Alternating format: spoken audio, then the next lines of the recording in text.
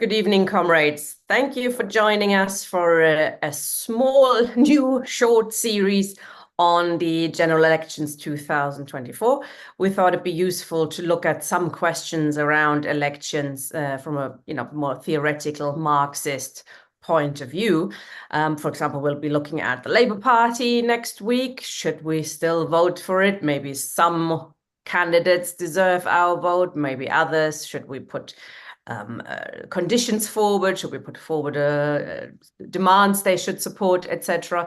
We'll also have a debate, hopefully, between some candidates from different organizations. Unfortunately, we've only had Chris Williamson and Communist Future from Manchester confirmed. We're still waiting for Tusk to even reply, as well as Andrew Feinstein and a few other individuals standing. So if anybody has any particular good connections to any candidates that are standing for Tusk, for example, or as independents, please let us know. It'd be good to have a good discussion, good debate online. So tonight, we're starting with a look at Marx, Engels, and the Chartists and their attitude to elections, which was, as often the case in Marx and Engels, characterized by certain tactical flexibility. In different circumstances, they argued for different things. So there's no blueprint that works for every situation, every country, every historical situation. So that's a really useful thing to look at. Ian, over to you. Good evening, comrades. Yes, it's been quite a pleasure to go back to some of the early stuff written by Marx and Engels about the Chartists. Of course, the Chartists were not just a single group of people. They were not a completely homogenous political party. But they were really the first kind of proletarian party that Marx and Engels studied closely, because, of course, Engels himself was in Manchester in 1842 and became closely acquainted with the Chartists and contributed actively to their newspapers, both the Northern Star and later the Red Republic. Certainly in terms of their support for the Chartists' program, you can see a fulsome support by Marx and Engels for the idea of standing candidates in parliamentary elections. This is, of course, in stark contrast with people like Mikhail Bakunin in the First International and Pyotr Kropotkin and other anarchists such as Proudhon, who generally opposed the idea of being involved in political struggles, that is to say, struggles for places in Parliament or wherever else, in favour of either insurrection or in favour of what we might call economistic struggles in the workplace through trade unions and that kind of thing. What we see, of course, with Marx and Engels is that they were prepared to embrace all of those things. And what they didn't do is engage in, for example, adventuristic insurrection, and advised always against insurrection unless it had a fair chance of success. What we'll see with the Chartists, of course, is that it too encompassed a range of different perspectives and with more or less success before it eventually was surpassed by other forms of organization. So without further ado, a nice little picture of a Chartist riot here. At different times, as I say, as we'll see, insurrection broke out rather than was consciously planned by Chartists. The People's Charter of 1838 was really put together by some radical MPs who were already in Parliament. And here the context of radical often meant liberal, bourgeois, and in favour of free trade. What we see with the Chartists is quite often an alliance between radical MPs, free trade liberals, people who would later go on to form Whig Party or Liberal Party tendencies, and in alliance with left-wing Chartists who were above all opposed to the aristocracy.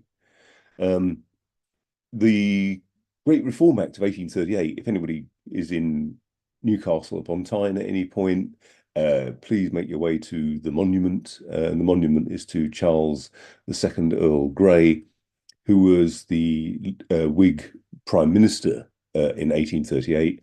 He played a prominent role in the Great Reform Act.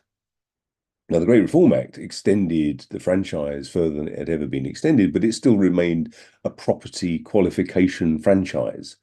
So men with property and an income above a certain level, only they could vote. He did make other prominent reforms, such as an end to slavery in the British Empire and steps towards Catholic emancipation. So you'll see a huge monument to Charles Earl Grey in the middle of Newcastle. But it has to be remembered that for much of the working class, the Great Reform Act of 1838 was a betrayal. It was a sellout of what became later the Chartists' principal requirement was for universal male suffrage over 21. Naturally, today we wouldn't consider that being a particularly progressive. We would want universal suffrage. And I'm pleased to see that at long last, the Labour Party is committed to universal suffrage from the age of 16. Whether they keep their word or not remains to be seen, of course. So in response to the Great Reform Act,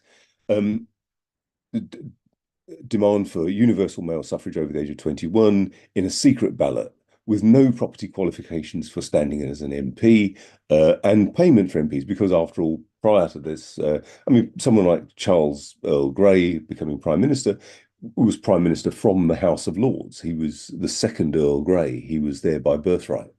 And moreover, in order to become an elector, in order to be even have a vote, you had to have a certain amount of property, a certain amount of income before you could even vote. There were, up until 1872, really two types of election. In a sense, there were the hustings, which you often hear referred to, and sometimes it's referred to in the context of contemporary politics. We talk about the hustings as being, these kind of debates on telly or whatever else, or debates in local town halls or something like that. In practice, that's just a sort of a mirror image of what used to exist, a kind of a pale shadow of what used to exist. At one time, a popular vote would be held in a constituency where a show of hands would be held. And in principle, one could be elected by popular acclaim in that way. In practice, of course, what used to happen was whatever the show of hands showed, the real poll, but only by electors, would actually count for anything and gain a seat in Parliament. So no property qualifications for MPs, the payment of MPs so that ordinary working people could stand, equal constituencies of equal size. I mean, it has to be remembered that at the time of the early period of the Chartist movement, Manchester, a vast and growing city, returned no members of Parliament. By contrast, Newport and the Isle of Wight returned two and had a constituency in double figures. 10 or 11 people were voting for two members of Parliament. These archetypal rotten boroughs were the basis, therefore, of the continued influence, in particular, of landed gentry, even in the House of Commons, despite the fact they already also had, of course, the House of Lords. So equal constituencies were a key demand, and the only one that's not been successfully gained has been annual parliamentary elections. Now, the whole idea of annual parliamentary elections, I mean, a tendency is on the part of at least some people to think, well, goodness, that wouldn't even get time to get settled in. But that's just the point. It was put forward as an argument for this is something that will stop corruption, stop and give the electorate an opportunity to kick out their member of parliament if they're not doing their job properly. And so the parliament had to respond to the popular will, rather than just being given a sinecure for 4 or 5 years to sit about in the House of Commons and vote how the hell you like. This was an early demand for the recall of members of Parliament, and not only when they've been caught doing some minor or major criminal activity or sexual misdemeanor. So the Chartists were putting forward a series of radical demands, radical in a dual sense, really. Radical in the sense that it was also allied with the liberal bourgeoisie and against the aristocracy, but also because this was one of the first real mass proletarian movements. It had a proletarian character from the outset, and had a significant impact. Interestingly, during the course of the research to prepare for this, I had cause to plough through parts of volume 6 of Marx and Engels' collected works, and found things that I'd never read before, which is one of the joys of preparing these things. One of them, the first essay in volume 6, is the Festival of Nations in London. In 1845, there was a Congress called in London to celebrate the Great French Revolution of 1789, and it was addressed by workers. Over 1,000 people were present, celebrating the Great French Revolution. A large number of German workers were there. London at the time had lots of German workers who were migrants or refugees from political persecution in London, but there were many French workers, and it's a nice essay to read by Engels, who is a great writer in his own right, but he also includes great tracts from the Chartist Harney, for example, and others. So he includes great long pieces of other people's speeches as a means of publicizing, and these were often then published in the Northern Star, which was the Chartists' journal. And I hadn't realized until I'd started to research this just how widely read the Northern Star was in mainland Europe. French and German radicals looked to the Northern Star as one of the best journals that could be read on the radical left, not least of which because Marx and Engels were writing for it. But in 1845, the Fraternal Democrats, an association of left Chartists, and the League of the Just, if you recall some of our earlier sessions when we were talking about the development of the Communist Manifesto, the Communist League was an amalgamation, as it were, of the League of the Just and the Communist Correspondence Committee to form the Communist League. And the Fraternal Democrats were made up of left Chartists and the League of the Just, who then subsequently joined the Communist League. And Engels' little essay, Festival of Nations in London, is in Marx and Engels' Collected Works, Volume 6. Unfortunately, it's difficult to get on the Marx Engels Internet Archive because of the copyright problems with Lawrence and Wishart, but it is available on some other sites. And the other useful essay, and a very interesting little essay by Engels again, is by the Brussels Communist Correspondence Committee. And it's an address of the German Democratic Communists of Brussels to Mr. Fergus O'Connor, published in the Northern Star on the 25th of July in 1846. And again, this is in volume 6 of the collected works. It's just a short piece, pages 58 to 60. In it, really, the Brussels Communist Correspondence Committee is writing to the Northern Star to congratulate Mr. Fergus O'Connor on his election. We'll come on to Fergus O'Connor as a leading figure within the Chartist movement in a little while, although Fergus O'Connor himself didn't regard himself as a communist. He was generally opposed to the idea of what he saw as the state ownership of land, and instead proposed kind of cooperatives, as it were, and the sort of Chartist associations owning land. The idea is that it was still a very much a land-based program that O'Connor was putting forward personally, um, which saw land being parceled out to workers rather than the proletariat taking power in any way, shape, or form. But nevertheless, the address of the German Democratic Communists of Brussels to Mr. Fergus O'Connor is a fulsome appreciation of Fergus O'Connor's achievement in being elected as the only Chartist MP when he was elected for Nottingham, and in so doing, by the way, defeated Thomas Hobhouse, who was one of the principal protagonists of free trade in the House of Commons at the time. It's easy to see why Marx and Engels and the Chartists were so closely associated. Engels first moved to Manchester in 1842. As you'll know, he lived with his pretty much lifelong partner, Mary Burns, or partner for decades anyway, until her sad death. And it was Mary Burns, for example, who showed Engels around the dingiest, poorest parts of Manchester. The poorest of the poor were often the Irish in Manchester.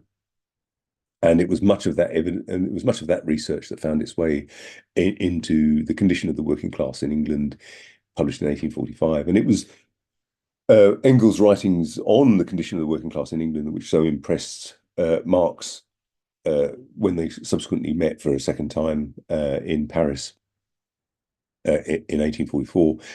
Engels took part, of course, in the revolutions of 1848, as is well known, as the aide-de-camp to Auguste Willich, who was commanding a Freikorps in the revolutionary forces at the time. Engels escaped back to England, to London in November 1849, and then to Manchester to take up the day job, as it were, managing the family firm, and using the money, whether pilfered from the petty cash, which he was known to do, to pass on to Marx to help support him, or whether just sending him a regular subvention in order to keep Marx in his studies. So Marx took refuge in London in 1849, and they both wrote for the Northern Star. And I hadn't realised just how, until I started preparing this, just how much impact the Northern Star had on the European working class as well. Until this. This is George Julian Harney. It's an interesting kind of relationship that Marx and Engels have with Harney and others within the Chartist movement.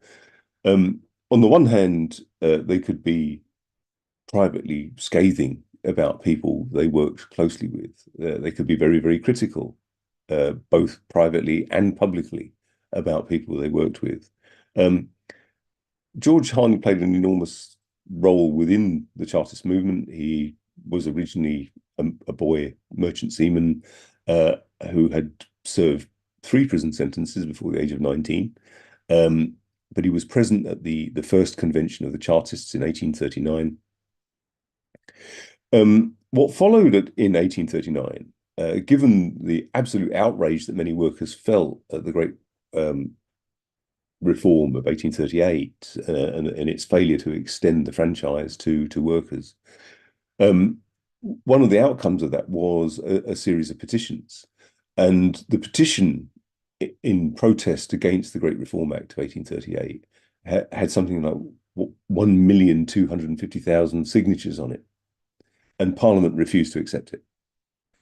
What then happened was, yeah, I mean, when you consider the petitions that you see endlessly circulating on the internet, and they get a few hundred here or there, this is a petition with over 1 million signatures that would have been handwritten and circulated from person to person, and then duly delivered on paper to the House of Commons.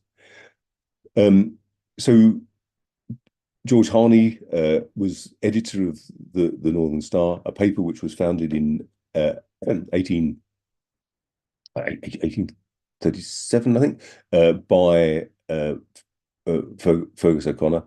And um, Harney was a member of the League of the Just and subsequently of the Communist League. So remember that kind of interesting kind of connection that existed between um, the Fraternal Democrats, which was the left of the Chartists, which would have been someone like Harney, and then so he was a member of the Communist League. And he knew Frederick Engels from 1843 because Engels had been in Manchester from 1842, and one of the first things he did as part of his research into the condition of the working class in England was seek out George Harney because he was well known. Again, George Harney on the left in Britain at least would have been far better known than Frederick Engels in his day. Um, Harney, of course, subsequently met Marx in 1847 and formed the socialist newspaper Red Republican. And it was the Red Republican which in 1850 published the first ever English translation of the Manifesto of the Communist Party. If you look at Hal Draper's book, The Adventures of the Communist Manifesto, the first English translation wasn't particularly good, apparently, but nevertheless, it served a useful purpose at the time and was very approvingly reprinted over 4 issues of the Northern Star by George Harney. So whatever else George Harney did, he did a great deal to publicize the works of Marx and Engels, particularly to an English-speaking audience. This is Ernest Charles Jones, who was also a very important figure on the left of the Chartist movement. And he was born in Berlin to really an aristocratic family. Apparently, he was born in Berlin because his family were visiting the Prussian court at the time. His father was a major in the British Army and was aide-de-camp to the Duke of Cumberland, who subsequently became King of Hanover. So you can see the kind of circles that Ernest Charles Jones's parents moved in. But Ernest Jones was radicalized fairly early on and became a Chartist and was imprisoned for 2 years for sedition. I mean, among other things, for calling for Irish independence. And it's an interesting feature of the Chartist movement, and it's an interesting feature of Marx and Engels' appreciation of the Chartist movement was that proletarian internationalism was at the very heart of it from the outset, and the appreciation, for example, of the importance of the French Revolution that was being celebrated and written about by Engels was an appreciation of the international solidarity of workers and an appreciation also of the position of Ireland within the context of Britain. And so many of the documents within Chartism were also bound up with an appreciation of the role played by Britain in Ireland, in particular the fact that Ireland had lost its parliament after the uprising of 1798. And indeed, Fergus O'Connor, his uncle, had in fact been part of the United Irishmen uprising and one of the United Irishmen. So Ernest Jones was a supporter of Irish and Indian independence. There is an argument which says that Marx tended to regard the imperial spread, as it were, the empires themselves, as not necessarily being reactionary of actually helping to develop the productive forces. It is, some have written that Ernest Jones was one of the people that convinced him, in fact, that British imperialism was actually impeding the development, for example, of Ireland and India and so on. I don't think actually Marx needed a great deal of persuasion to that. But what's important here is that Ernest Jones helped found Another Chartist newspaper, Notes to the People, and later the People's Paper, and Marx and Engels wrote for that paper too, those papers too. The tension that existed between Ernest Jones and Marx and Engels was because Jones tended to see important in some way to have this alliance with the radical bourgeoisie, the radical members of parliament who would have supported free trade, for example. He saw as a natural ally against the aristocracy. What Marx and Engels were arguing, however, is that actually the proletarian character of the Chartist movement was the most important thing, and ceased writing for Jones's papers because of his tendency to ally himself with the radical bourgeoisie. And he argued, and in one of Marx's letters, argues that what Jones should do is actually form a party based in the factory districts. And from that point of view, it would soon be the radical bourgeoisie that came to him to ask for a compromise rather than the other way around. So Chartism, therefore, has this kind of tension at the heart of it. There is another important point, and it's you can't overstate it really in all of these writings by Marx and Engels around Chartism, that it's not just about getting people into parliament. It isn't just about getting people elected. It is about ensuring that the franchise is extended. It is about ensuring that freedom of assembly, freedom of speech, freedom to publish are all integral parts of communist demands, but that the pressure has to come from without as well as from within. That electing members of parliament is an important tactical measure in distinction to the anarchists like Bakunin, but ultimately that pressure has to come from outside. This picture is a famous photograph of taken in 1848 of the great Chartist demonstration on Kennington Common, roughly where the Oval Cricket Ground is now. There is bits of Kennington Park, which was part of Kennington Common, that are still there. And there were 100,000 people present at the great Chartist demonstration on Kennington Common.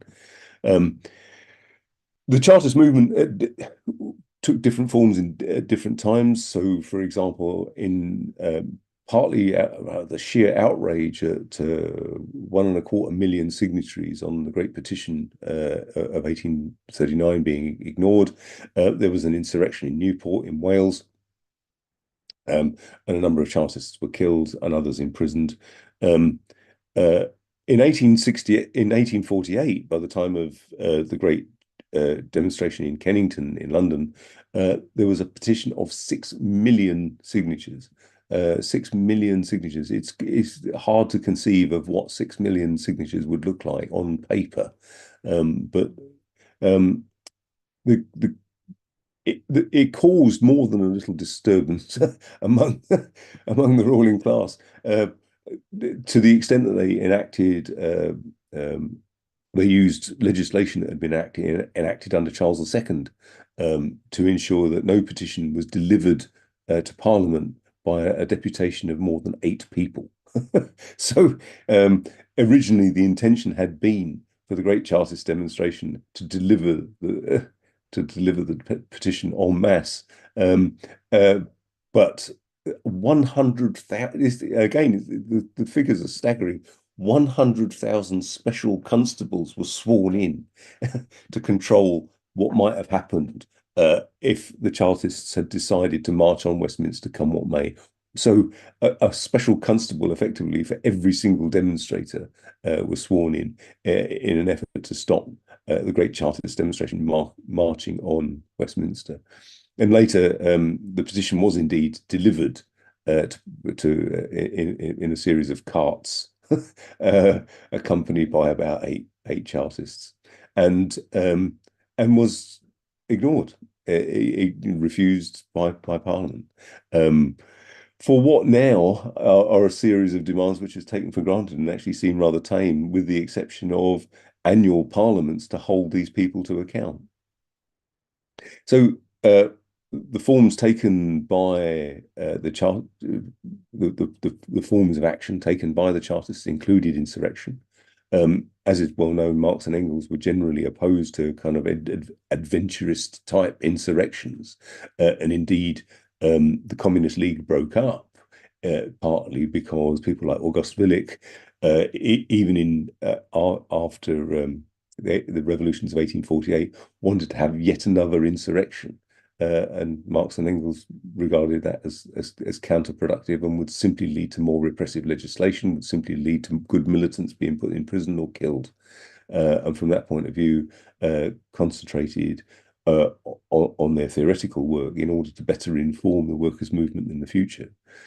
Chartists also organised general strikes, and in 1842, the general strikes, which also spilled over into insurrection in places, and hence the picture of Chartists rioting at the very beginning.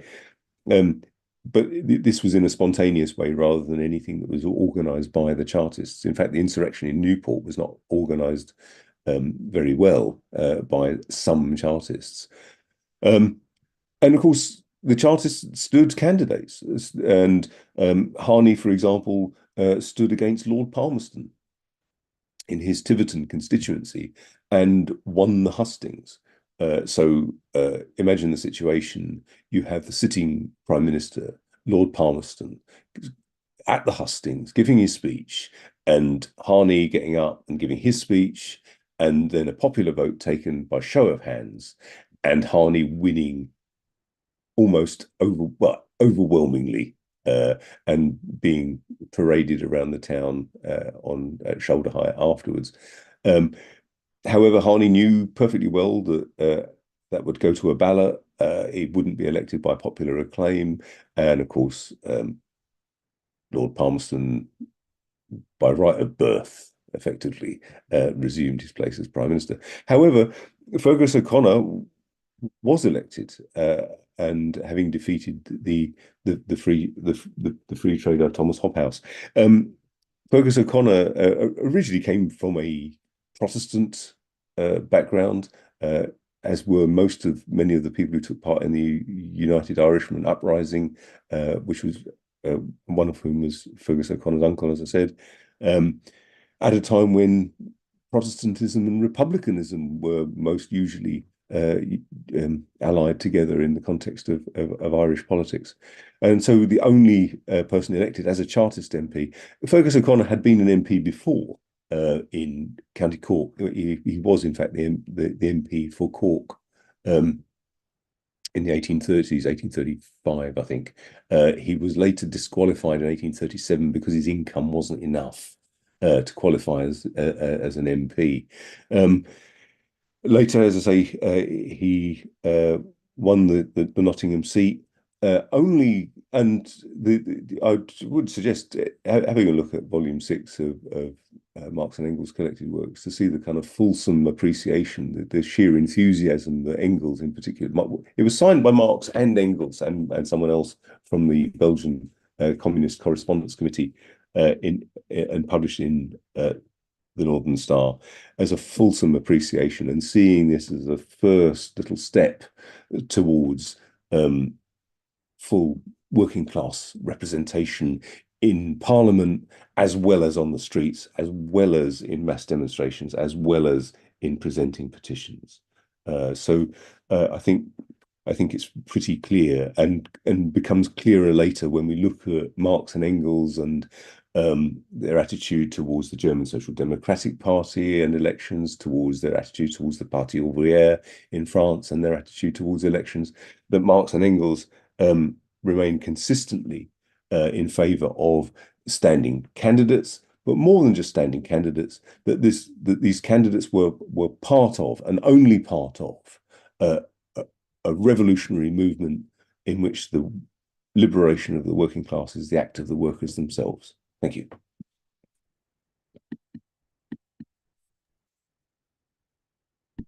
Thank you very much, Comrade. Excellent. Comrades, if you have questions or contributions, please click raise hand. That was really a good introduction to the Chartists and their efforts in standing in elections, etc. There are other areas, of course, that Marx and Engels got involved in. There's a very good book, if I could recommend, by August Nimtz on Marx and Engels and elections. I can actually get you the title. I will also put this in the chat. The Ballot, the Streets, or Both, from Marx and Engels to Lenin and the October Revolution, where he outlines a few issues around elections. And perhaps I could ask you a couple of questions on those issues. August Nimtz, for example, outlines and shows the impact of the French Revolution and especially the American Revolution on Marx and Engels and their communism. And he describes how Marx and Engels, they looked at Hegel as, their erstwhile hero, and he had zilch to say on elections and the constitutions. In fact, he was he was in favor of a constitutional monarchy, which helped them to move away from him as well towards socialist revolution.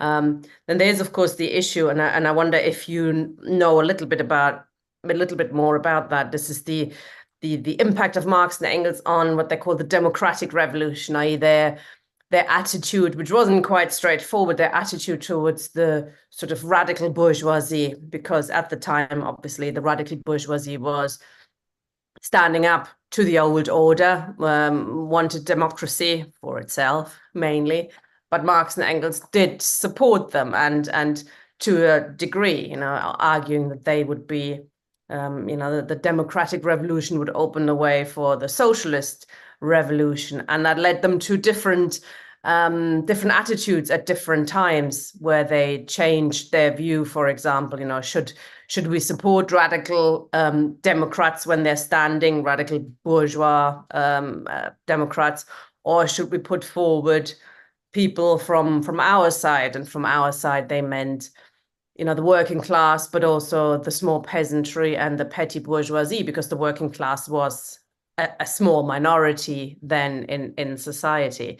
But Marx and Engels basically didn't trust the bourgeoisie. They had a very mistrusting. They could see that they were in favor of fighting for democracy for themselves, but even there they were quite hesitant, and they failed over and over again. In 1848, for example, they made revolution, helped the revolution, and then sort of allowed a coup d'etat by the old order to take place. So do you know a little bit more about this, the changing attitude towards the liberal bourgeoisie, the radical side of the democracy? Because Marx and Engels did call themselves, or did call for, how was their phrase with the battle? We need to win the battle for democracy. And they did include sort of parts of the radical bourgeoisie in that battle.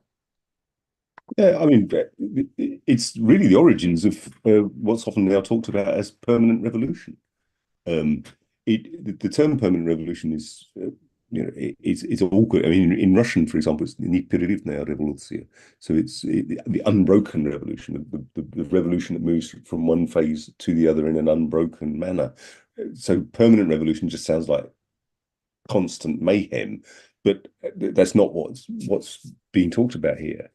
What Marx and Engels, observing the revolutions of 1848, could see that the bourgeoisie, of course, wanted the support of the proletariat in helping to overcome the restrictions placed on trade, in particular by the aristocracy, which is why you get this association, for example, in the Chartists of an alliance between free traders, people who were on the kind of liberal, radical bourgeoisie, but Marx and Engels, so an alliance between them and the proletariat. And of course, what Marx and Engels were aware of is the way in which the proletariat was effectively used to bring about the kind of radical transformation which would secure, for example, the inviolability of private property, the inviolability of the person, all the things that are absolutely necessary for capital accumulation. You don't want an absolute monarch who can simply appropriate your wealth that you've assiduously stolen from people all around the world. Yes, so the but the point about that, of course, is that once that bourgeoisie, that once the proletariat is called upon in to assist that bourgeois revolution, the proletariat itself puts forward its own demands, and that's where we start to look at the permanent revolution, непрерывная революция, the idea of an unbroken revolution, so that what had been liberal democratic demands eventually spill over into the demand for the emancipation of all humanity. And it always amazes me, Engels, who could have lost his life in the revolutions of 1848, within 2 years had published the Peasant War in Germany, to use it as an allegory for what had taken place in the bourgeois revolutions of 1848, showing how there is always another revolution, sort of in almost the capitalism comes into being almost pregnant with the possibility of socialism, and involving the proletariat in that revolution, there's always the possibility of a socialist revolution going further. It's interesting, of course, that the Communist Manifesto was written just before the revolutionary wave of 1848, and sort of that took them a little bit by surprise, I think, although they could see something was happening. And so a few months later, Marx and Engels published the demands of communists in Germany, which are really interesting because they do go into sort of democracy and electoralism as well. And I've just looked it up again in the original German because I was quite surprised. It does say universal suffrage for all Germans, not just men, actually, which was quite unusual. So it says everybody, all Germans, yes. So it's not for foreigners, but it was quite unusual at that time, I believe, that you'd include women presumably as well. Or do you think that's just a sort of a formulation that actually means men? It's just they wrote Germans. Well, we know that within months of the founding of the First International, there was a woman on the sort of executive of the First International. Although Marx and Engels were, of course, of their time, I don't think there's any doubt that they were fully cognizant of the importance of all citizens, and ultimately, for citizenship to mean anything, it has to be universal. Because after all, it's not as if women weren't working in mines, they were working in factories everywhere, and of course vast numbers in domestic service and everywhere else. Although it was called the International Working Men's Association, I mean, it did admit women, and later formulations in Parti Ouvrier or whatever were quite explicit in their inclusion of women in the demands.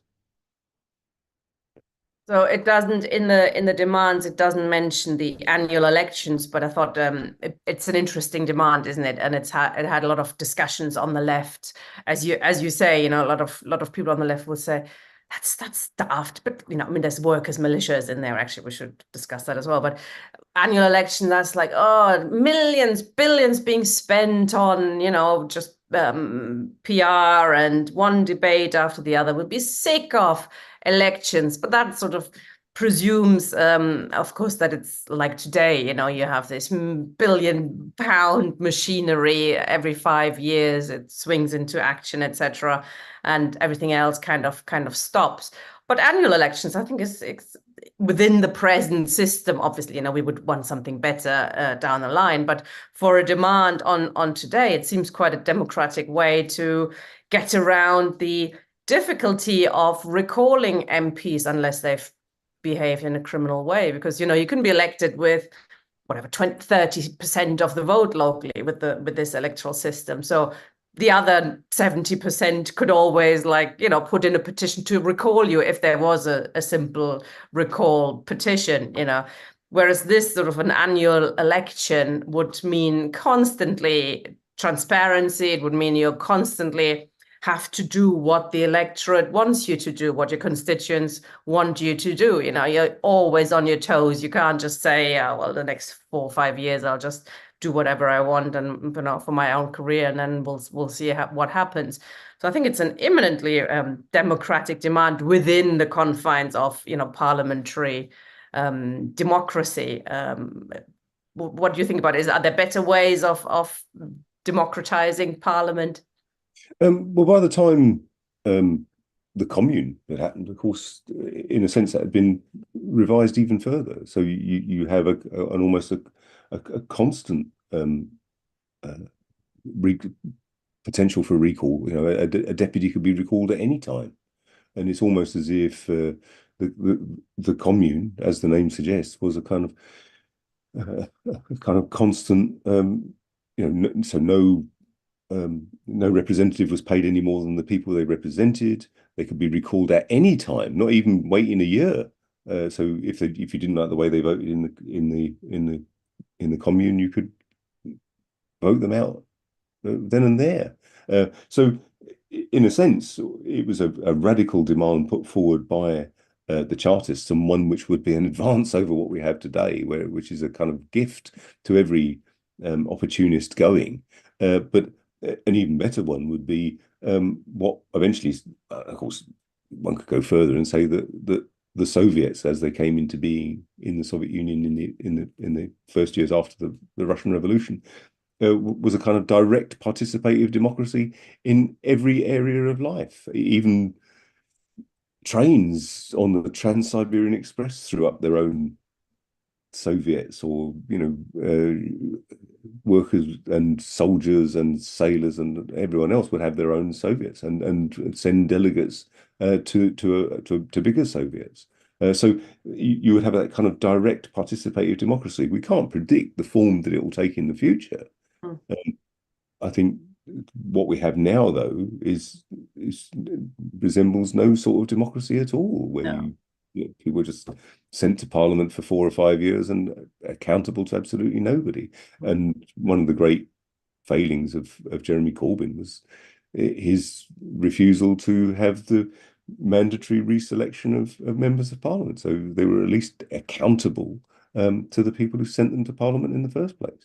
I mean, this is touching on something that Marx and Engels wrote, that it's obligatory to participate in election one way or another. I mean, he argued against the anarchists who thought this is all a big con. He thought it's obligatory, but he always pointed out that universal suffrage, even if everybody's allowed to vote, will not by itself do away with, I think, what he called the fundamental contradiction, i.e., you're not allowed to actually, via parliament, via elections, you're not allowed to touch, the how things are organized, the system, the private property, the means of production, etc. All of that would be untouchable, even if everybody is allowed to vote. So he was always saying, the universal suffrage, this is just a stepping stone. This will not do away with capitalism. It is important to democratize society, but I think this is a quote: universal suffrage had to be set aside by revolution or by reaction.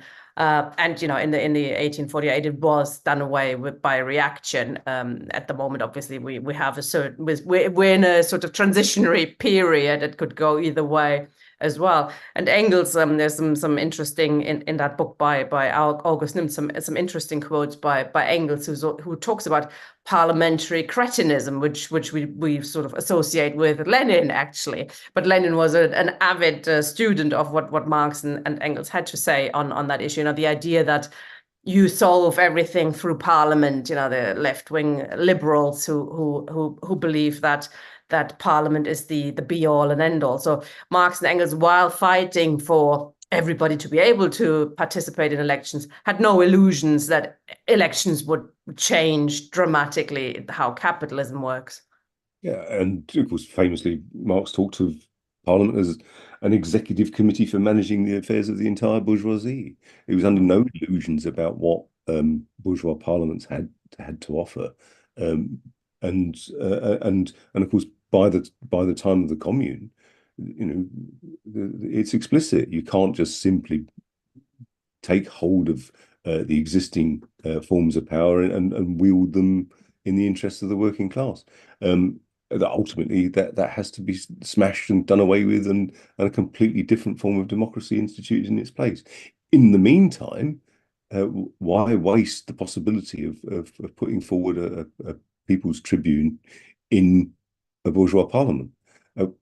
Unfortunately, I think that those kind of wannabe people's tribunes that will be standing, for example, to the left of the Labour Party, are a pretty mixed bag. If you look at the programme of the Workers' Party, or if you look at Tusk or whatever else, you're not necessarily seeing something which is calling for the ultimately the overthrow of bourgeois democracy, and its extension to direct participative democracy. They're just simply saying, what we want to be is a left Labour Party. We want to seize hold of the existing parliament and use it to bring about socialism. Expressly what Marx and Engels always argued against. Yeah, although I mean they're interesting is that their newspaper Neue Rheinische Zeitung was also called Organ der Demokratie, organ of democracy. So we should keep in mind that they didn't just shout revolution. They did argue for democratization of existing society as a way for the working class to gain power and to train itself to become the ruling class. So they took all of these things very seriously. Okay, I'm going to open up for the audience now. Mark first. Hi. Yeah, hi. Yeah, good talk and other bits of stuff. I mean, most of it I very much agree with. I don't want to go over it, but I think it probably is quite interesting to get to some of the nitty-gritty of what it actually meant, which has been touched on at the election times itself. So the waivers were exploited, obviously, in terms of being got on side in the 1820s and 1830s to help with the passing of the Reform Act of 1832, and they'd been very badly let down as a result of that, because most of them didn't, in fact, get the vote. There was a small number of people who did do that. The next time and following which, of course, was the passing of the absolutely hated Poor Law, which I think was essential. Hang on a second, my phone's going to turn off. 2 seconds, please. Oh dear. I think I'm going to go dead on here, so I might have to ring back. Sorry about that. I've lost the lead on it. I'll come back in. Cheers. Sorry about that. Too much talking. No worries. Okay, I'll come back. Okay. Cheers, sorry about that. No worries. Okay, we've got Steve, please. Thank you, Tina. Yes, I think obviously it goes back to a theme, and I would like to get onto that theme, which is the idea of a Republican communism, as it were, as opposed to anarcho-communism. That is to say, Republican communism is if you like, extreme democracy, extremely democratic in its politics. Is, if you like, its republicanism is revolutionary. And it's hostile to any kind of economism, which limits the politics of the working class to trade unionism. And essentially, it's the idea that the working class is the only real democratic class in capitalist society, and therefore the working class is the class that can potentially be the vanguard, the leader of any struggle for democracy. Now, that point about liberal democracy, in 1848, the liberal Democrats, as it were posing themselves as leaders of democracy, as the people who wanted democracy. But that was the way you would show that a sham would not by saying, oh, they're conning you, they're betraying you, which they were, but by actually being more militant, by, as it were, taking the leadership, by fighting for those rights and liberties more militantly in more revolutionary ways than the liberal Democrats who were going to run away and betray the democratic movement. And so Marx and Engels I would say, were therefore, that was the angle they took, or the angle they were developing in their politics at that time. Now, Chartism, therefore, in this context, is an extremely important movement, which is why Trotsky wrote about it as being one of the most important things. And it's why, I mean, I always like to fly a flag whenever I possibly can. But it's why in the flag that we use here, we've got the red and the green, which were two of the Chartist colours. They had a tricolour flag, and it is a connection to the French Revolution, but they had a tricolour flag that was red, green, and white. So, as you said at the beginning, Ian, that's the connection to the French Revolution was so important to early 19th century politics. And I mean, the revolution thing was not the idea that, well, what this is all about is getting MPs. It was about the struggle for democracy. It was about having a constitutional change which threatened the existing, even though the 6 demands, when you might say, looking back at it, not all that radical, really. They're more or less one apart from, you say, annual parliaments. But in its context, they threatened the bourgeoisie. The bourgeoisie was terrified of Chartism because they saw the working class organising around it as a popular movement from below. And it was the movement for something limited that was very powerful and very threatening. And quite rightly, we mustn't forget the 7th demand of the Chartists, which was to end the Union, which you obviously referred to in talking about Fergus O'Connor and others. It was very much an anti-unionist movement. And we have to learn that lesson, by the way. And although that was about Ireland, democracy in England has to be anti-unionist. And that's another lesson we have to take from the Chartists.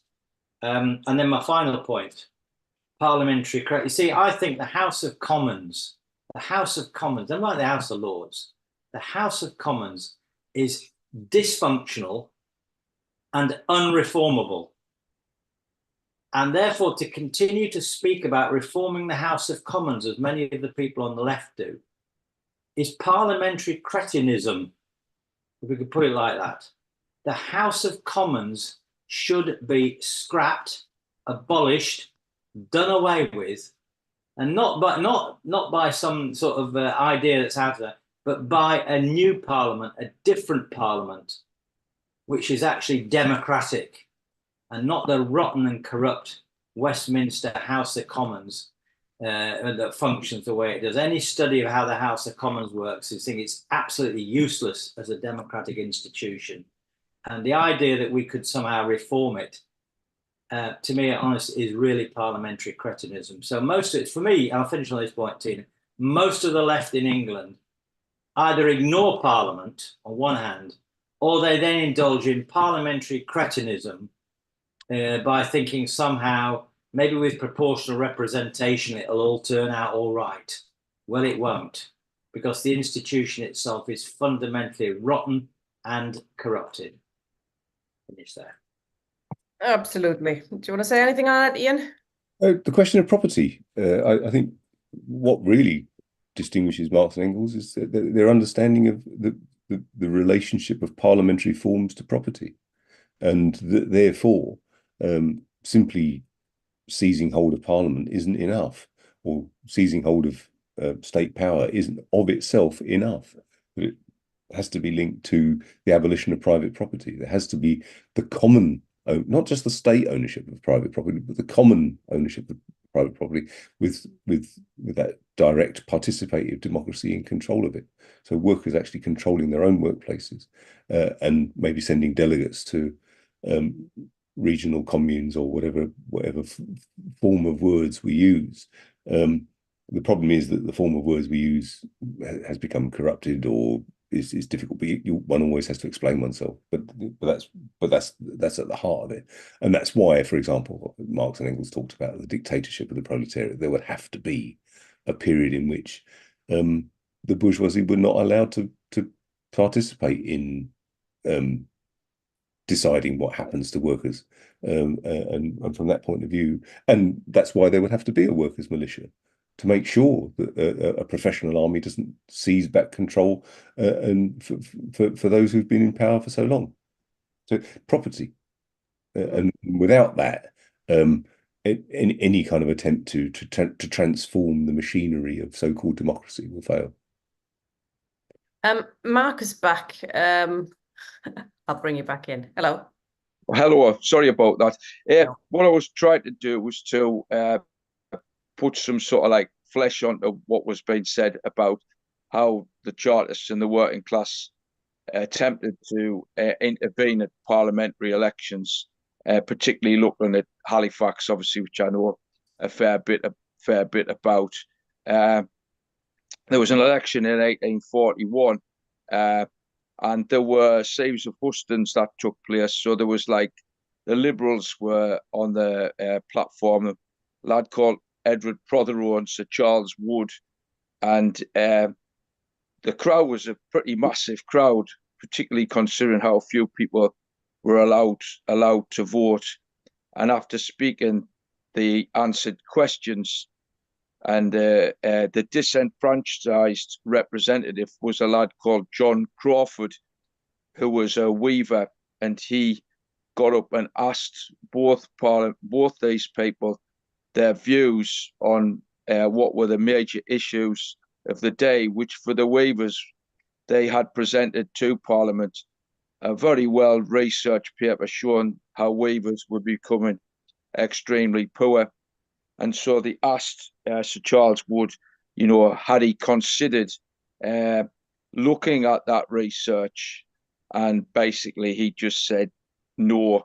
And what he said was that the only hope of escaping poverty was the ending of the Corn Laws. But the people who were present knew exactly what this meant. It meant that yes, food might become cheaper, but that would simply be used to further push down the wages. And he also wanted to know if they would vote for the People's Charter, and they said that they wouldn't. There was really loud groans amongst the crowd, who made quite clear that they did want the People's Charter. Thomas Cliff also was in the crowd. He was quite a well-known Chartist, and he asked them if they'd vote to repeal the hated new poor law. I don't think anybody could quite understand in today's thing. There's a lot of poverty around, of course there is, but the poor law was absolutely hated and was hated forever. Obviously, the places where people were forced into were referred to as the Bastille, and there were attempts on many of the places across the north to burn them down. People probably heard of Benjamin Rushton, and he got up and spoke. And what he had to say was, in today's thing, I think was an outstanding speech, because he made reference to the cost of the permanent standing army, basically. Permanent standing army, and which meant that people would having to pay additional taxes and were thus there before becoming exceptionally poor.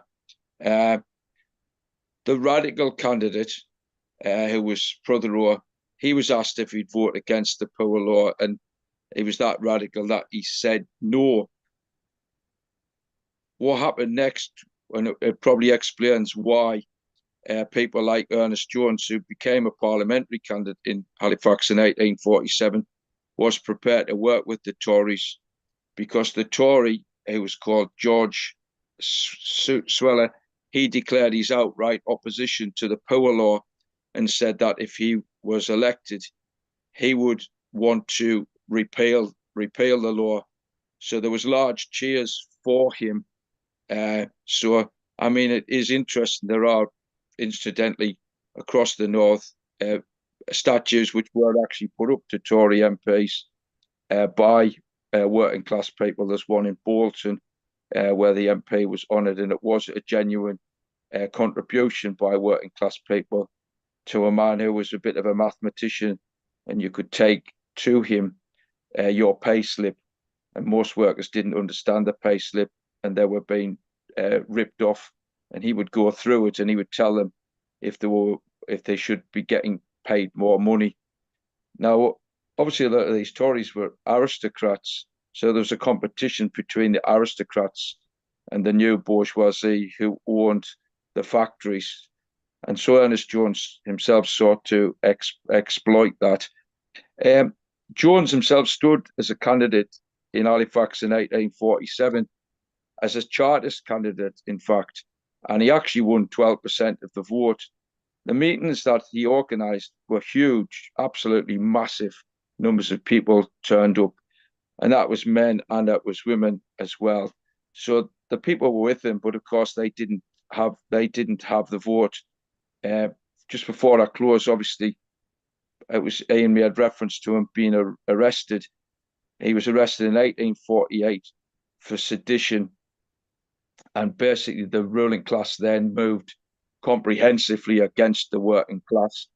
It imprisoned many people like Ernest Jones, and it basically tortured them by the amount of work that they had to do when they were placed in prison.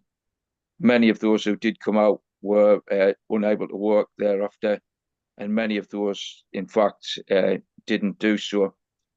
It's worth noting throughout this whole period of time of Chartism that the Tory clubs which were set up across the north of England, and I would recommend a really great book called Making Angels in Marble by David Walsh, printed by Breviary Publications, who do have a bit of a history of producing good stuff.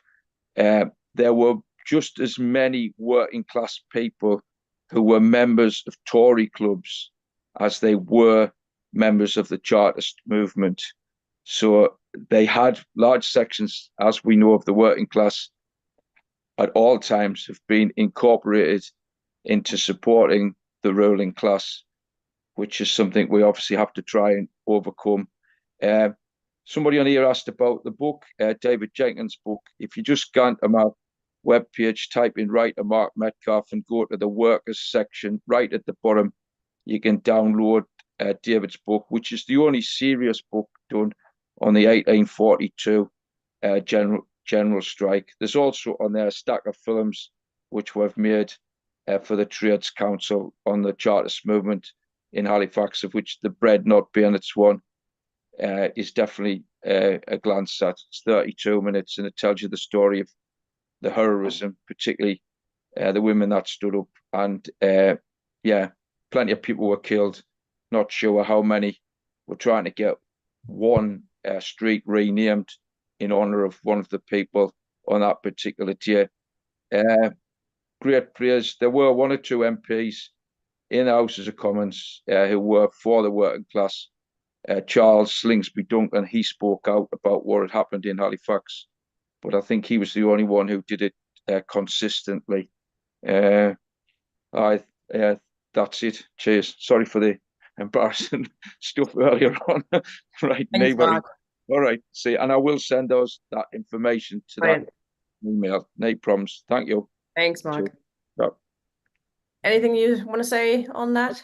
Just thank you. I enjoyed that. The only thing I wanted to add particularly was the particular cruelty in the context of Ireland of the poor law, where it was used effectively to force people off the land. Because if you had, if you owned a small potato patch or whatever else, you had to give that up before you could get any kind of poor relief whatsoever and be given some job building a road or some such.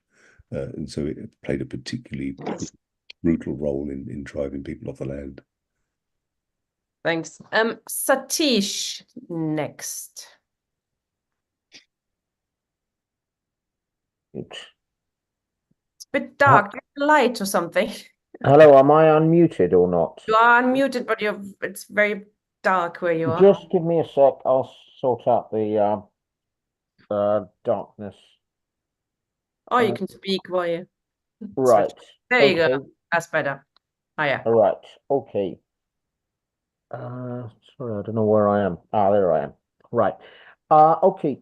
My question is, did Marx or Engels, or both of them, ever deal with the earlier opposition, such as the Merthyr Rising the Luddites, the Rebecca riots and things like that, in terms of how it affected working class struggle and the right to vote as it came, and even further, any other revolutionary activity of the working classes in the 19th century, i.e., earlier than Chartism? There were lots of discussion of, I think some of the earliest ones noted by Marx and Engels were silk weavers in Silesia, who had, partly in response to the machinery that was being introduced, had caused great poverty. So yes is the short answer, they did. But they also wrote extensively about other forms of uprising in feudal society, and that was partly the effect that was at the heart of Engels' writings on the peasant war in Germany, for example, the pointing out that the Protestant Reformation was really class struggle by other means, and that you have a increasingly disempowered a peasantry being forced off the land, the enclosure of common lands and that kind of thing, and it would often manifest itself in terms of peasant uprisings. The problem with peasant uprisings, though, is that they were usually defeated by the overwhelming force of the state, or of whether it was a local state in terms of a local baron or whatever, or the king. And the peasantry so constituted were never in a position to constitute a revolutionary class. They constituted an opposition, but one which ultimately could only end in failure. And it's not really until you get a class that could potentially take power. So you see Marx and Engels write extensively about the English Revolution of the 1640s. As part of the sweeping away of the old feudal impediments to capital accumulation, and of course recognizing that there was a radical wing to it. And other Marxist historians such as Christopher Hill have taken that up and expanded on it further. So they did write extensively about other forms of uprising. I can't remember anything particularly on Luddites as such, but I think there was, just that really. Thank you. What I was particularly interested in is I've been looking into the Merthyr Rising and the basically the judicial murder of Richard Lewis, Dick Penderyn, and I was wondering how much that played a part in the development of Marx and Engels' views on the struggle of the working class, because you could say that the Merthyr Rising was one of the earliest examples of anti-poll tax sort of activity. I simply don't know enough about it to say. I mean, as I understand it, it's one of the first instances of the red flag being raised, but I don't really know it. It's 1831 or something, wasn't it? So it kind of somewhat predates the Chartists, but of course, I think it's part of that earlier history of people being forced out of work, and but it's not. Yes, so just in the same way as Silesian silk weavers or whatever else had risen up. But I don't know enough about it to comment on it. Victor, very loud where you are. I didn't quite catch that, Tina, but Be loud good where you evening, are. That's why, comrade. probably. Okay, go on. Out where I am. Never mind. I always like to focus on the issues and lessons of history. And having listened to this evening's talk, the main issue and lesson seems to stem from the conclusion, which I think you all actually agree with, but I agree with it too. The conclusion of the Chartists, Marx and Engels angle that the participation in elections was a good idea then. And my personal view is it's a good idea for Marxists now as well to participate in elections. However, there's some Marxists who I don't agree with. I think in particular the Socialist Workers' Party, who say that participating in elections is just reformist, whatever. We shouldn't do it. We should wait for the workers to rebel, start the revolution, and when they eventually get round to doing it, they'll hand power to us.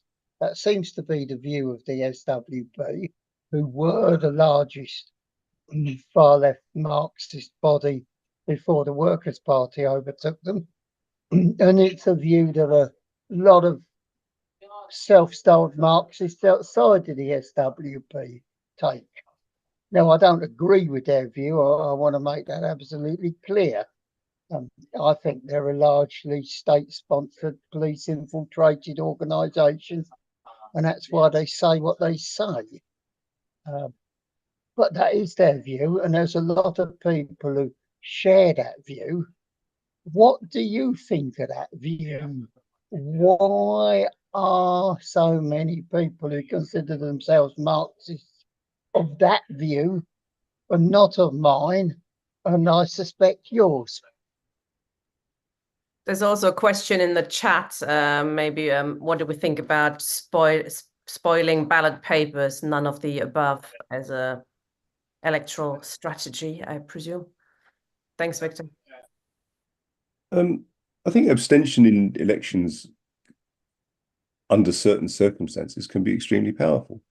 And one can think of all sorts of situations where massive abstention to point out the absurdity of the election, which is clearly rigged, is a perfectly justifiable tactic under certain circumstances. And this is the thing I think you find with Marx and Engels, is that they are open to a wide range of different tactics. It depends on the circumstances at the time.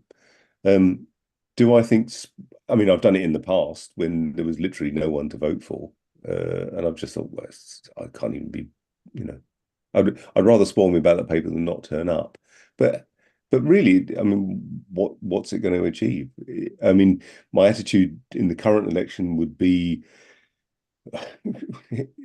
given the genocide currently taking place in Palestine, I would say vote for anyone who is actively going to oppose that.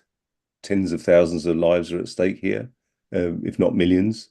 And so that for me is a crucial issue.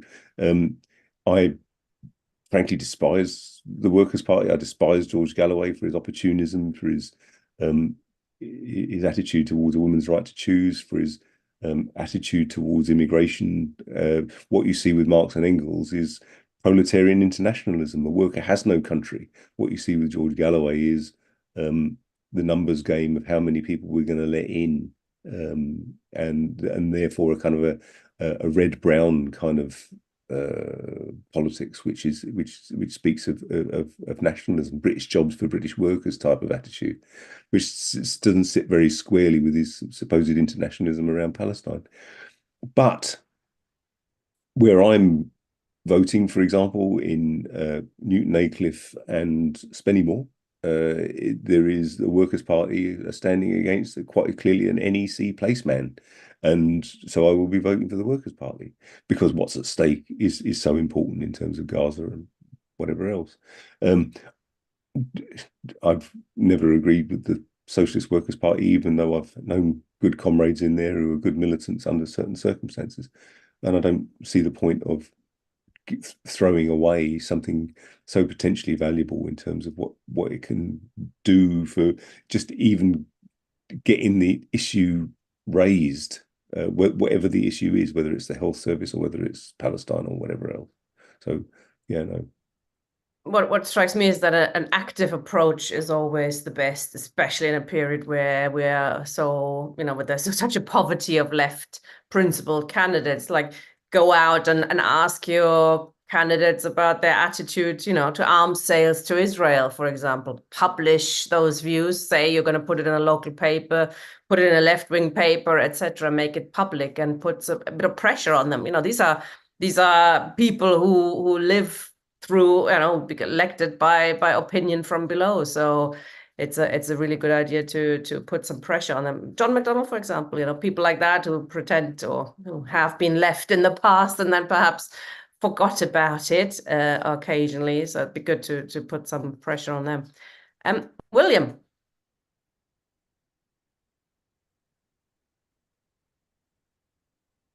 Can you hear me?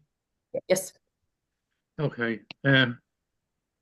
Well, I'm interested and always was with the Chartists. About 3 or 4 weeks ago, I was on this, and one of your younger contributors got annoyed with me because I was being a little disparaging towards the British working class.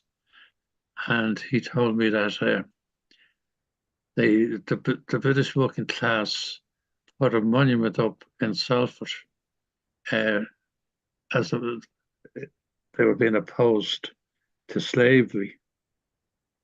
Well, he was right, but it wasn't the British working class that put the monument up. It was the Irish working class that were living in Salford at the time. And then you sided with him, Tina. You said that the Chartist movement was, you were claiming the Chartist movement for the British working class, which cannot be totally done. Because first of all, Fergus O'Connor was Irish. And in the Irish were after emigrating to Britain in 1848 and 3 or 4 years previous to that and after that because of the famine.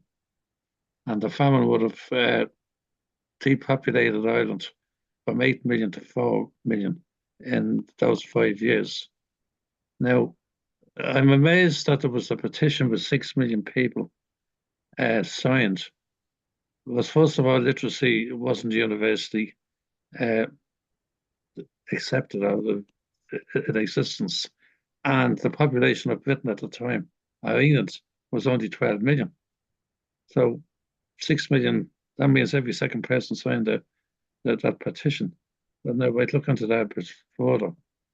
There was one little historical mistake you made in, you had said that the Catholic emancipation took place in the 1830s. It didn't. Catholic emancipation, and by the way, it wasn't Catholic emancipation, it was the Emancipation Act. It came into being in 1829. It's called the Catholic Emancipation Act because the Catholics wanted to be called that, because they wanted to give the impression that they were the only ones that would oppressed, and they wouldn't. The Emancipation Act gave emancipation to Muslims, Jews, all of the non-established Protestant sects, including the Quakers, the Unitarians, and all people like that. Now, Fergus O'Connor was a Protestant, but he was an Anglican, and he was from the established church, so he didn't suffer any from the emancipation, or he didn't suffer from the penal laws in any shape or form. Now, the Irish would have been the backbone of the Chartist movement insofar as they were an itinerant workforce in a foreign country, and a lot of them speaking a foreign language, not English, and they were there as and they were the backbone. Now, I don't think England has a revolutionary tradition. It doesn't. It has a reformist tradition, and I think that the Chartists are probably responsible for that, because they weren't pushing for a revolution; they were pushing for reform. And the indigenous English themselves were after going from being serfs to proletariats, and only very recently in their history, before the Chartist movement was founded, they would have left the land. They would have been serfs to the Lord of the Manor, and then they would have become wage slaves in the factories when the Industrial Revolution got off the ground. The Chartist movement, the Irish played a major role in the Chartist movement, and they should be seen and they should be studied separately from the British contribution to get a full understanding of the Chartist movement. You have to understand a full understanding of how the Irish really were experienced, what they were experienced at that particular time. Other than that, I enjoyed the lectures. Thank you very much. Ian, are the English not revolutionary? Engels was scathing about the English working class. There's some nice quotes I found in another presentation which I gave, saying that how he expressed his exasperation with the English working class and their sense of kind of superiority, and he goes on to say, effectively, you know, the English will probably be the last to arrive at the party, but when they do, it'll be a significant contribution. So he was absolutely scathing about the impact that British imperialism had made on the English working class in particular. And as you know, William Engels was kind of second to none in his determination to see Irish independence and the importance of breaking up the fact that Britain was clearly impeding Ireland's development. And of course, you know, Manchester, Liverpool, London are all Irish cities to a large extent, and you know, the whole construction of the canal network, the railways, and everything else is well known, and it's, you know, fairly obvious, really, that the driving of the Irish off the land was one of the things that fueled the industrial revolution in Britain, and of course, you know, one sees it in terms of British attitudes towards Ireland even now.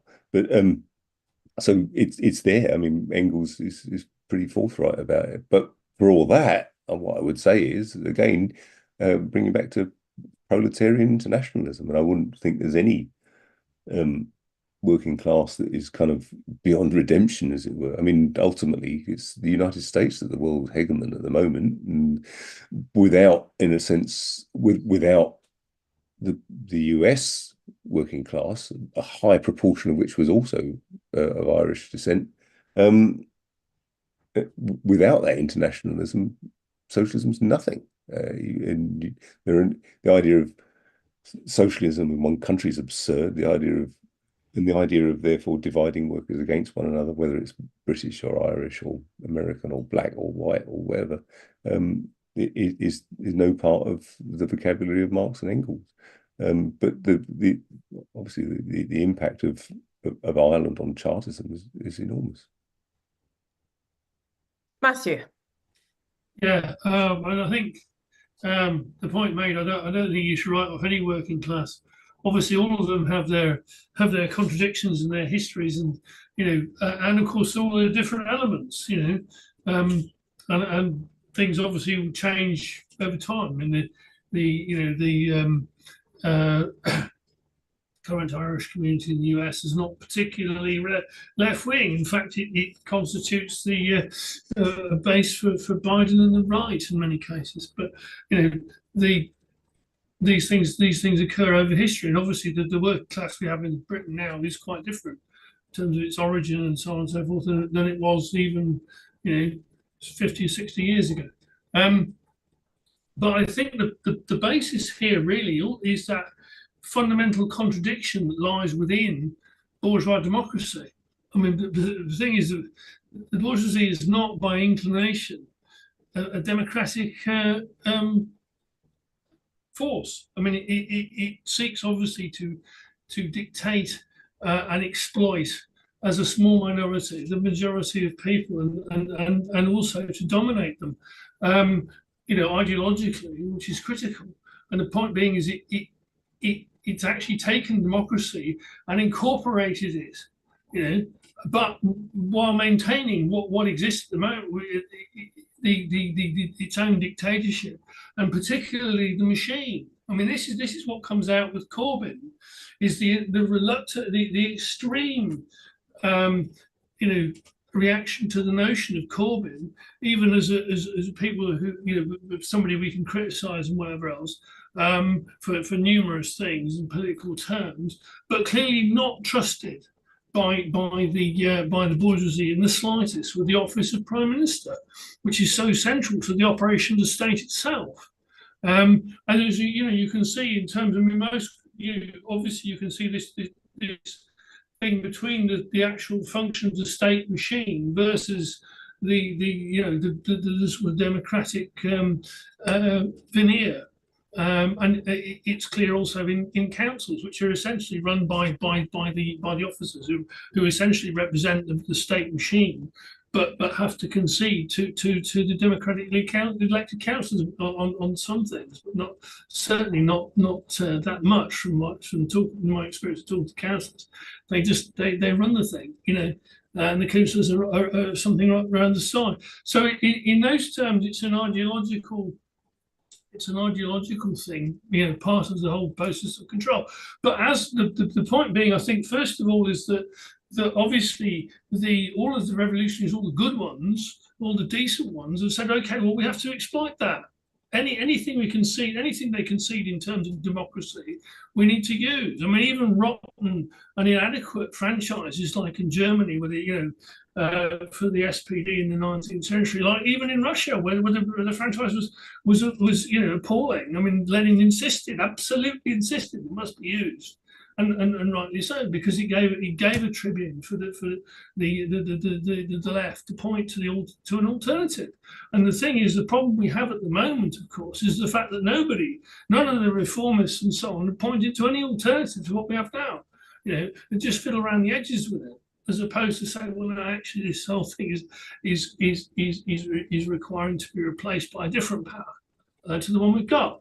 The thing at the moment, this becomes particularly intense now, because what we're seeing, obviously, is a move by the US as world hegemon away from democracy and towards use of the possibility of dictatorship, the use of the courts as a means of running the system, via appointed crazies and all the rest of it, and actually sort of this shift away, and from any form of democracy. And also, of course, we can see, the ruling class in Europe, and with the European elections which start today, increasingly funding the far right and the fascists, as we will see here too. I think we will see that move towards that and away from against democracy. But it's that fundamental contradiction between a democratic form and the form of dictatorship of the bourgeoisie, and it's actually to point that up. And the problem being, of course, is we haven't got the political forces to do that at the moment. Yep. Matthew, Ian, do you want to say anything? No, I don't disagree. I agree. John, you have no camera, so you can speak now.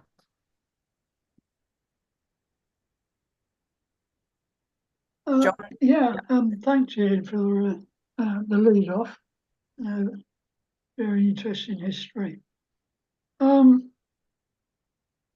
think the you're talking about the political bourgeois and the compromises that the Chartists made and so on. I mean, where we are today, I mean, it wasn't that long ago that the SWP was in respect and actually supporting candidates, although they didn't actually put candidates forward themselves.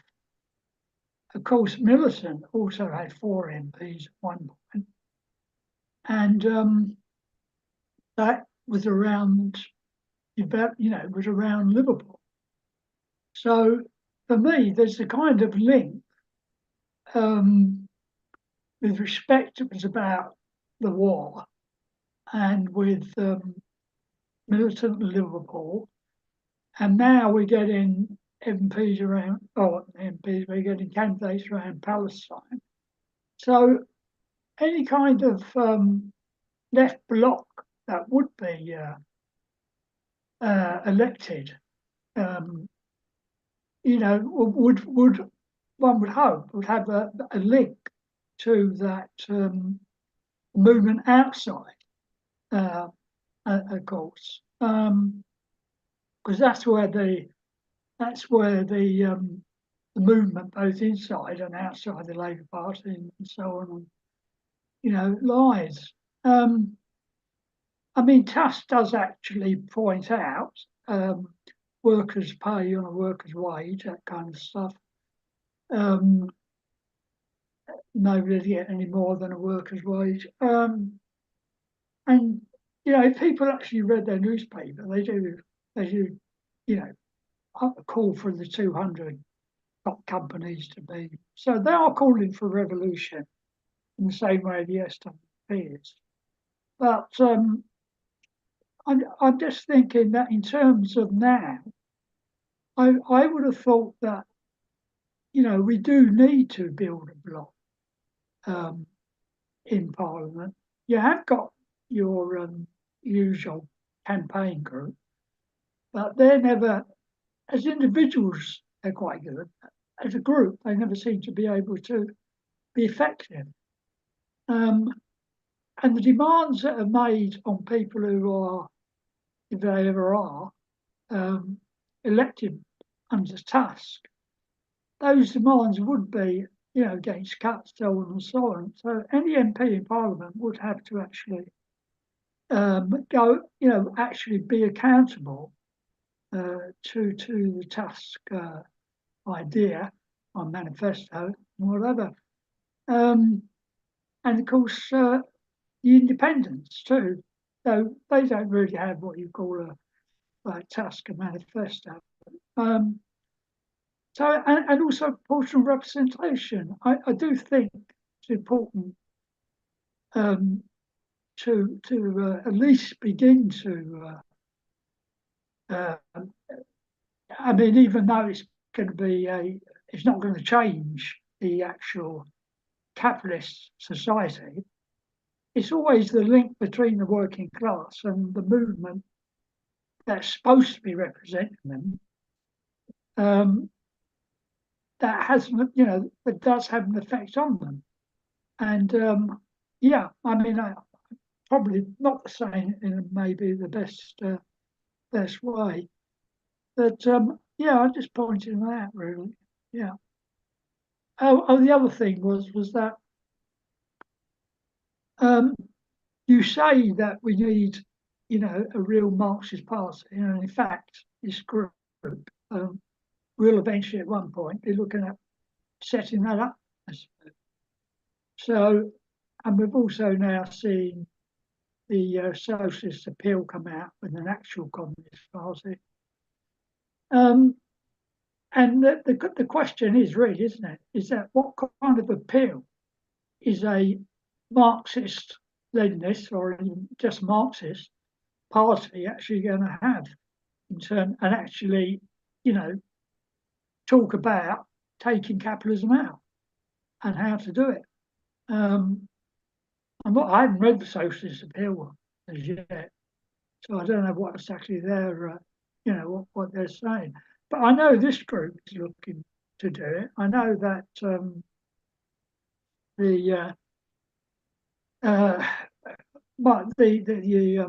talking about socialism from a Marxist perspective, they're also looking to do it.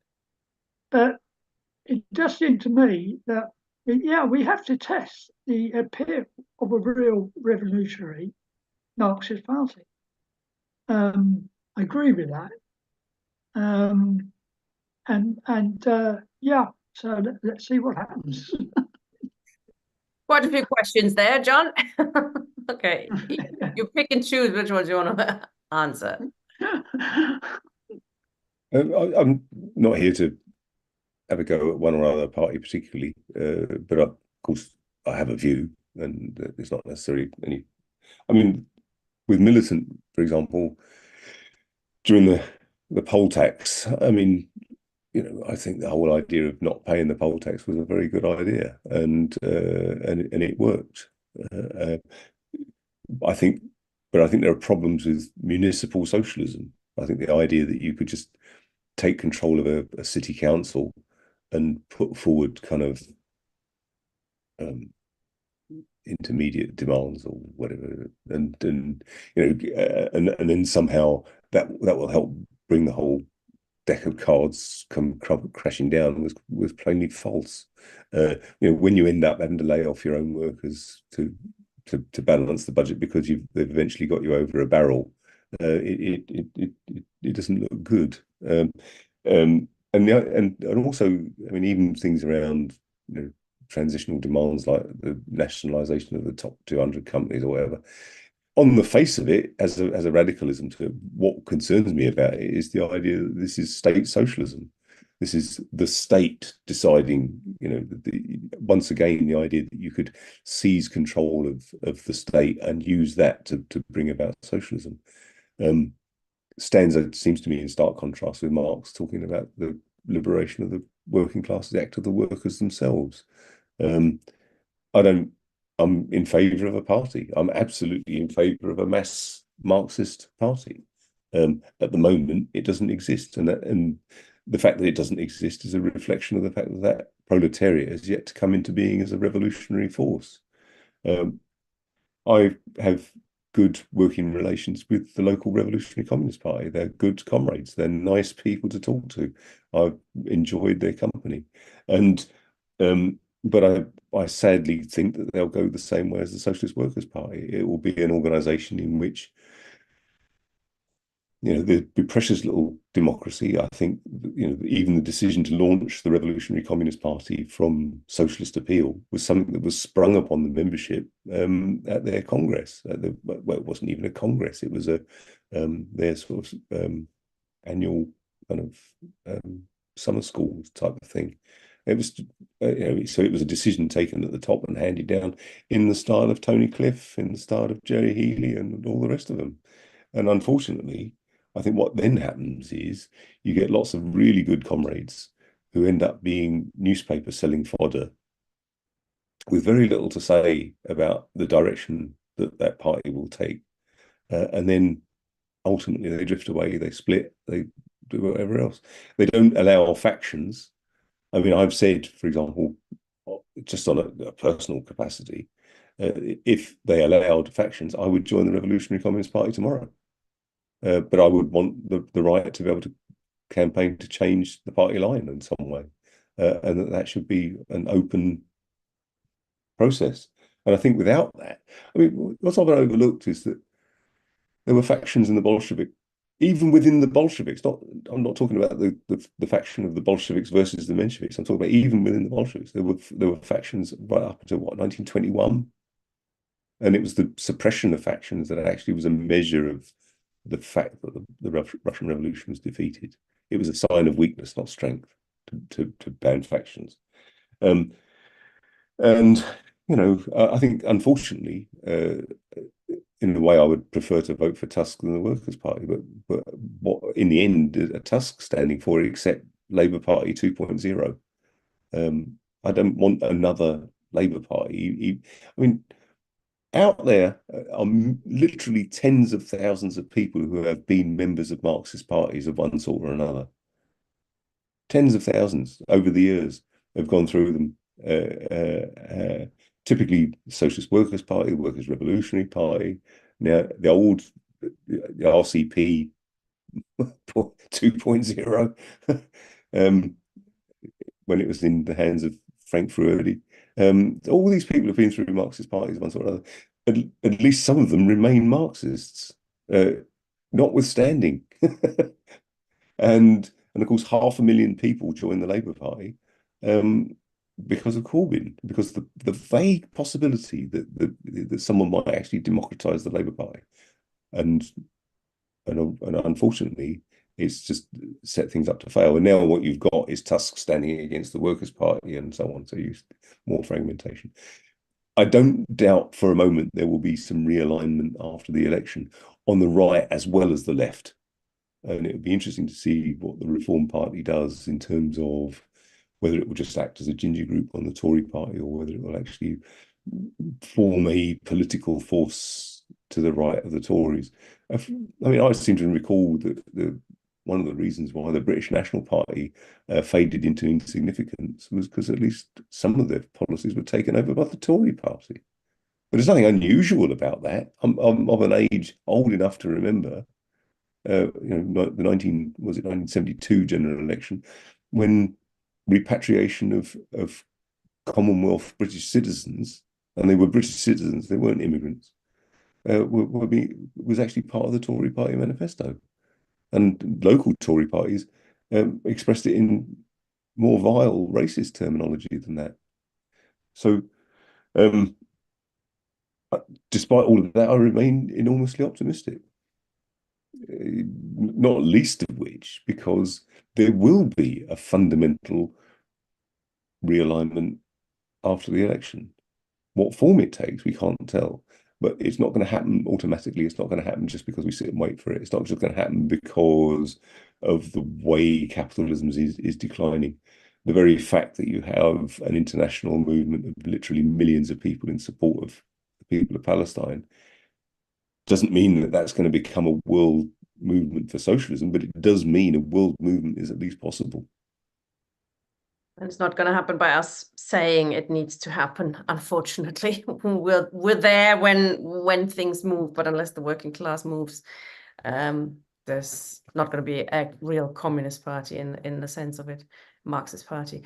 Okay, Steve wants a small second bite of the cherry. I know what he's going to say. He's going to defend the revolutionary credentials of the English working class. Of course, Tina knows what I'm going to say. But I want to agree, first of all, with William O'Brien, because obviously he made a point, and I think it's true. I mean, one could think that the Chartist movement was really the Irish in England.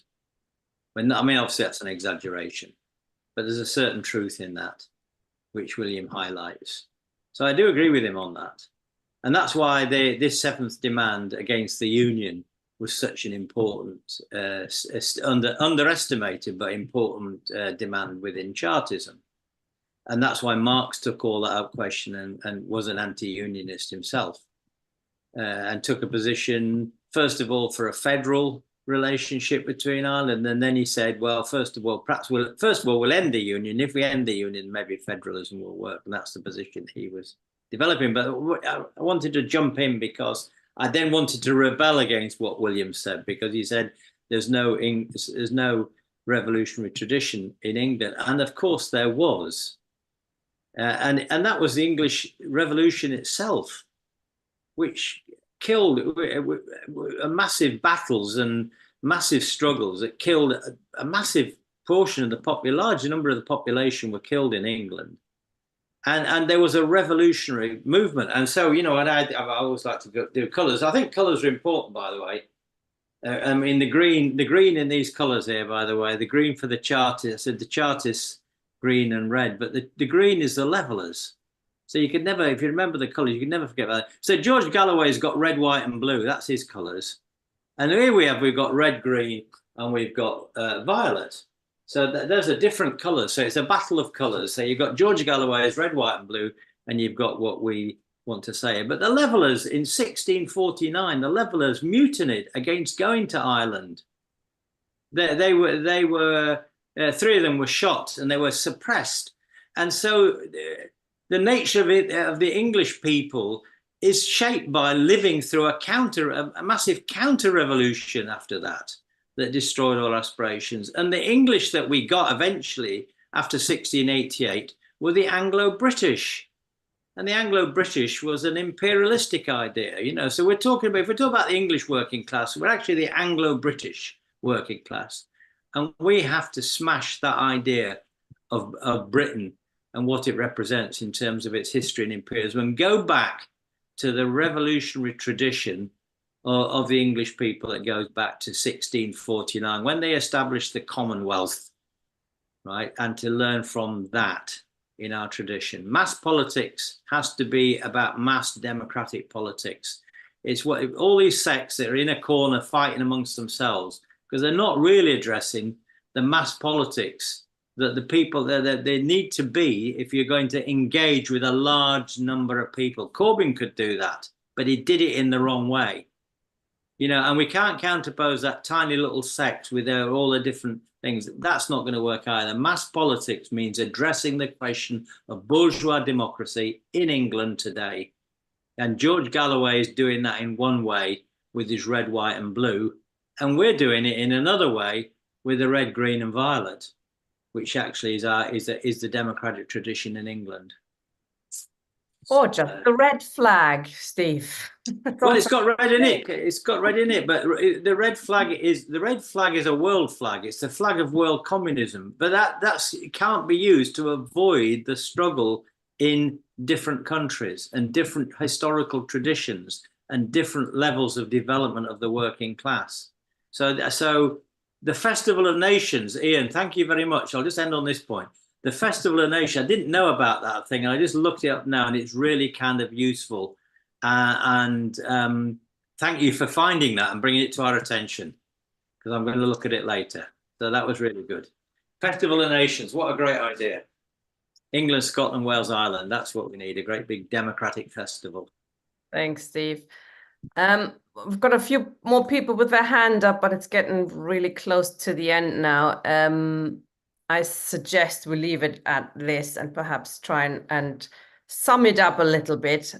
Ian, from your perspective, because these comrades have spoken before. Sorry, I should say that if you hadn't spoken, I would bring you back in. But from your perspective, what can we learn? What's the key thing that we can learn from Marx and Engels, perhaps beyond, or perhaps that is the main thing, that, you know, at different times, in different circumstances, they proposed different things. They were for the unification of Germany, for example, but on the other hand, they were for breaking up some states, perhaps for democratic demands and to give, you know, the self-determination, etc.